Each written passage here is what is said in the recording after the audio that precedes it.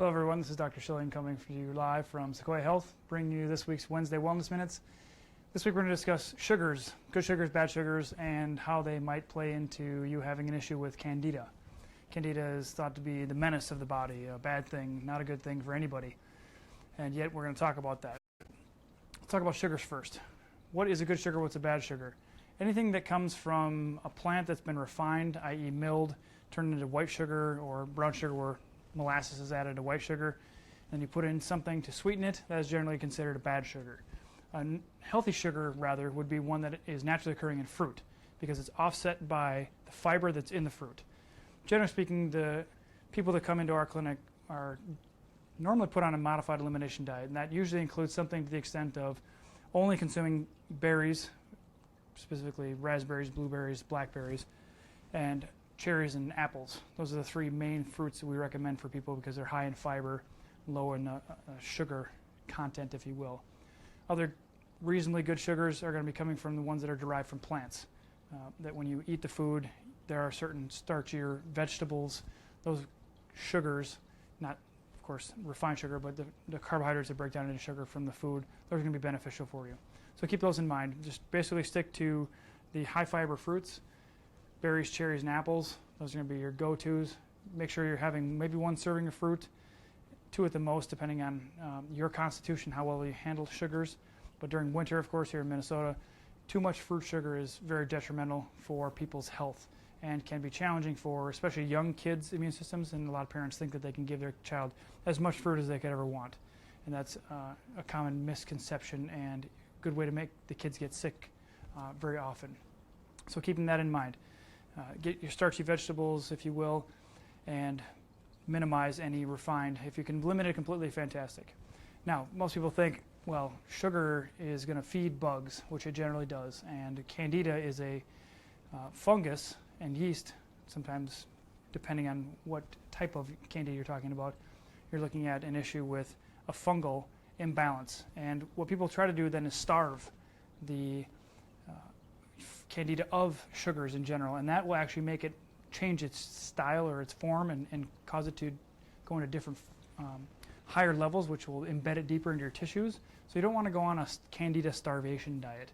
If you have a coated or mottled tongue, if you get a lot of yeast infections, if your child gets a lot of diaper rashes, things like that, these are all classic signs.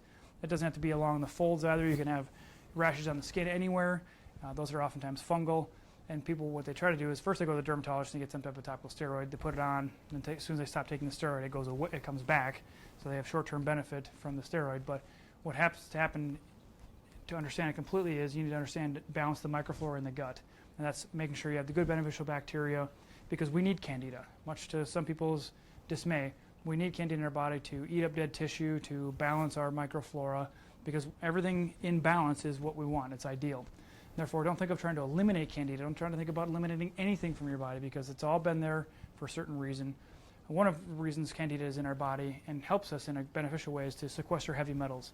If we have heavy metals coming out of teeth amalgams or metal fillings, or we have some type of metal store in our body where we've been infected or something like that. A lot of different heavy metals can hide in the body, and Candida will actually consume and wrap and encase these things and hide them from us, so our body won't be hurt by them. So Candida does actually play a beneficial role in your body. So don't worry about getting rid of it. Just learn how to balance it. Get your good starchy vegetables, your good green leafy vegetables. Avoid processed sugars altogether whatsoever. Anything that comes in a box, just be wary of because there's going to be sugar in there. And if it says fat-free, you know there's a lot of sugar in there. So just be worried about that. Also, a lot of gluten-free products, to be aware of those as well because they put a lot of sugar in there as well to make it taste better and not like cardboard, which most of them taste like. So just keep that in mind. And if you have any questions, please feel free to reach out to us. We have a wealth of information as far as how to balance the flora in your body and help manage any symptoms so your body can get healthy and eliminate those symptoms over the long term. It's not about just a quick fix where you go get a pill for a symptom. You want to actually maintain health overall and learn how to balance your body. So just to recap, get good sugars through fruits, berries, cherries, and apples, and then through your vegetables, starchy vegetables, green leafy vegetables, avoiding all refined brown, white sugar, sugar in the raw. It's just a fancy way of saying another sugar. just avoid it altogether. It's not going to help you. It's going to inflame your body. It's going to make Candida grow more emboldened and cause imbalances of the bacteria in your body overall. And then, of course, you want to maintain that healthy lifestyle.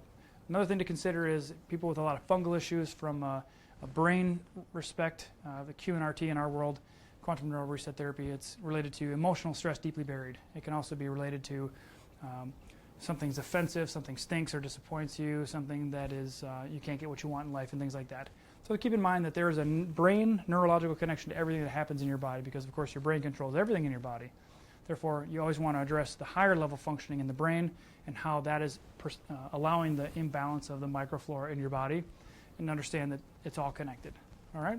So feel free to share this with your friends and family so they can understand that Candida is indeed beneficial at times when we have it in balance. And it's not about getting rid of it, it's about balancing it through proper vegetables, elimination of sugars, and having a positive and healthy mental and emotional state.